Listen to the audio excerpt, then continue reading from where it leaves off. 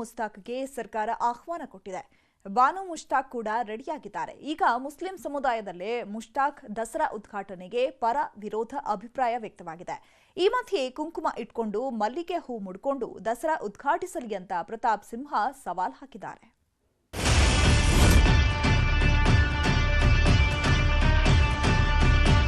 ಸೀರೆಯುಟ್ಟು ಕುಂಕುಮ ಧರಿಸಿ ಕುಂಕುಮ ಹಾಕಿ ಮುಡಿಗೆ ಮಲ್ಲಿಗೆ ಹೂವನ್ನು ಹಾಕಿ ನೀವು ಬನ್ನಿ ಮೇಡಮ್, ನಾವು ಬೇಡ ಅಂತ ಹೇಳಲ್ಲ. ಮುಸಲ್ಮಾನ ಅಂಬಾರಿ ಕಟ್ಟೋದು ಆನೆ ಬೆನ್ ಮೇಲೆ, ಅದಕ್ಕೇನಂತ ಹೇಳ್ತೀರಾ ನೀವು? ದಸರಾ ಅಂದ್ರೆ ಕರ್ನಾಟಕದ ಪಾಲಿನ ಸಾಂಸ್ಕೃತಿಕ ರಾಯಭಾರಿ. ದಸರಾ ಅಂದ್ರೆ ಕರುನಾಡಿನ ಹೆಮ್ಮೆ. ದಸರಾ ಜಂಬೂ ಸವಾರಿಯ ಗತ್ತು ವಿಶ್ವ ಮಟ್ಟದಲ್ಲೂ ಗೊತ್ತು. ಆದ್ರೀಗ ಇದೇ ದಸರಾ ಉದ್ಘಾಟನೆ ವಿಷಯಕ್ಕೆ ಧರ್ಮದ ಕಳಂಕ ಅಂಟಿಕೊಂಡಿದೆ. ಬಾನು ಮುಷ್ತಾಕ್ರನ್ನ ದಸರಾ ಉದ್ಘಾಟನೆಗೆ ಸಿಎಂ ಸಿದ್ದರಾಮಯ್ಯ ಆಯ್ಕೆ ಮಾಡಿದ್ದು. ಬೇಕು ಬೇಡಗಳ ವಾಗ್ಯುದ್ಧವೇ ಶುರುವಾಗಿದೆ. ರಾಜಕೀಯ ದಂಗಲ್ ನಡೀತಿರೋ ಹೊತ್ತಲ್ಲೇ ಫತ್ವಾ ಸದ್ದು ಕೂಡ ಜೋರಾಗಿದೆ. ಮುಷ್ತಾಕ್ ವಿಷಯದಲ್ಲಿ ಮುಸ್ಲಿಮರೆಲ್ಲ ಪರ ವಿರೋಧ. ಮುಷ್ತಾಕ್ರನ್ನ ದಸರಾ ಉದ್ಘಾಟನೆಗೆ ಆಯ್ಕೆ ಮಾಡಿದ್ದೇ ವಿವಾದದ ಕಿಡಿ ಹೊತ್ತಿಸಿದೆ. ಇದು ಮುಸ್ಲಿಂ ಸಮುದಾಯದಲ್ಲೂ ಪರ ವಿರೋಧದ ಚರ್ಚೆ ಹುಟ್ಟುಹಾಕಿದೆ. ಕೆಲವರು ಫತ್ವಾ ಹೊರಡಿಸಬೇಕು ಅಂದ್ರೆ, ಇನ್ನು ಕೆಲವರು ಫತ್ವಾದ ಅವಶ್ಯಕತೆ ಏನಿದೆ ಅಂತಿದ್ದಾರೆ. ಮುಸ್ಲಿಂ ಸಮುದಾಯದಲ್ಲೇ ಬಾನು ಪರ ವಿರೋಧ ಹೇಳಿಕೆಗಳು ವ್ಯಕ್ತವಾಗ್ತಿದ್ದು, ಹಿಂದೂನೇ ಮಾಡಬೇಕು ಅಂತ ಎಲ್ಲಾದರೂ ಇದೆಯಾ ಅನ್ನೋ ಪ್ರಶ್ನೆ ಎತ್ತಿದ್ದಾರೆ.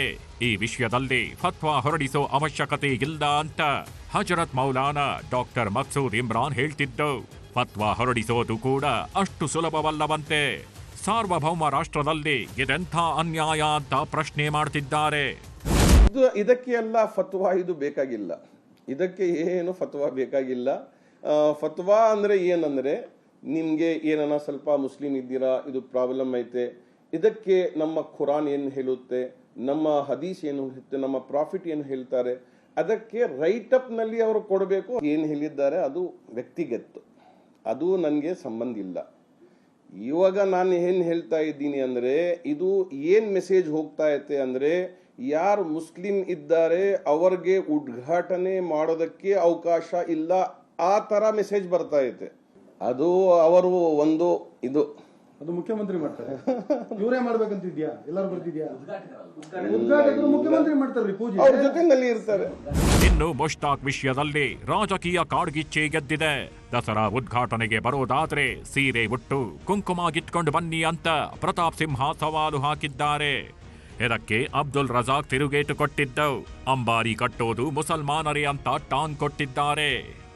ನಮ್ಮ ದಸರಾದ ಉದ್ಘಾಟನೆಗೆ ಬರೋ ಮೊದಲು ನೀವು ಕೂಡ ಸೀರೆ ಇಟ್ಟು ಮಡಿಯುಟ್ಟು ಮಲ್ಲಿಗೆ ಹೂವು ಮುಡಿದು ಕುಂಕುಮ ಹಾಕಿ ಬನ್ನಿ ಮೇಡಮ್, ಅವಾಗ ಒಪ್ಕೊಳ್ತೀನಿ ನಿಮ್ಮನ್ನ. ಯಾವ ದೇವಿಗೆ ನೀವು ಯಾವ ಆಸನದ ಮೇಲೆ ಕುಂಡ್ರಿಸ್ತಿರೋ ಆ ಅಂಬಾರಿಯನ್ನ ಕಟ್ಟುವವನು ಒಬ್ಬ ಮುಸಲ್ಮಾನ. ಆ ಆನೆಯ ಬೆನ್ನಿನ ಮೇಲೆ ನೀವು ಯಾವ ಬಟ್ಟೆನ ಹಾಕ್ತಿರಲ್ಲ, ರೇಷ್ಮೆ ಬಟ್ಟೆ, ಅದರ ಮೇಲೆ ಜರಿ ಕೆಲಸ ಮಾಡುವವನೊಬ್ಬ ಮುಸಲ್ಮಾನ. ಎಲ್ಲೆಲ್ಲಿಂದ ಅಂತ ನೀವು ಮುಸಲ್ಮಾನರನ್ನ ತಡಿತೀರ್ರಿ? ಇನ್ನು ಬಾನು ಮುಷ್ತಾಕ್ ಆಯ್ಕೆಯನ್ನ ಮೊದಲು ಸ್ವಾಗತಿಸಿದ ಬಿಜೆಪಿ ಸಂಸದ ಯದುವೀರ್ ಯು ಟರ್ನ್ ಹೊಡೆದಂತೆ ಕಾಣ್ತಿದೆ. ಕನ್ನಡಾಂಬೆ ಹೇಳಿಕೆ ಕುರಿತು ಬಾನು ಮುಷ್ತಾಕ್ ಮೊದಲು ಸ್ಪಷ್ಟನೆ ಕೊಡಬೇಕು. ಒಂದು ವೇಳೆ ಕೊಡದೇ ಇದ್ರೆ ದಸರಾ ಉದ್ಘಾಟನೆಗೆ ನನ್ನ ವಿರೋಧವಿದೆ ಎಂದಿದ್ದಾರೆ. 2023ರಲ್ಲಿ ಅವರು ವ್ಯಕ್ತಪಡಿಸಿರುವಂಥದ್ದು ಭಾವನೆಗಳು ಆ ವೇದಿಕೆಯಲ್ಲಿ, ಕನ್ನಡ ಭಾಷೆಯ ಒಂದು ವೇದಿಕೆಯಲ್ಲಿ ಅದರ ಬಗ್ಗೆ ಸ್ಪಷ್ಟನೆಯನ್ನು ಕೊಡಬೇಕಾಗಿದೆ. ಅದಂತೂ ನಾವು ಆಗ್ರಹಿಸಿದ್ದೀವಿ. ಒಟ್ನಲ್ಲಿ ದಸರಾ ಉದ್ಘಾಟನೆ ವಿವಾದಕ್ಕೆ ದಿನಕ್ಕೊಂದು ತಿರುವು ಪಡೆಯುತ್ತಿದ್ದು, ಎಲ್ಲಿಗೆ ಬಂದು ನಿಲ್ಲತ್ತೋ ಕಾದು ನೋಡಬೇಕು.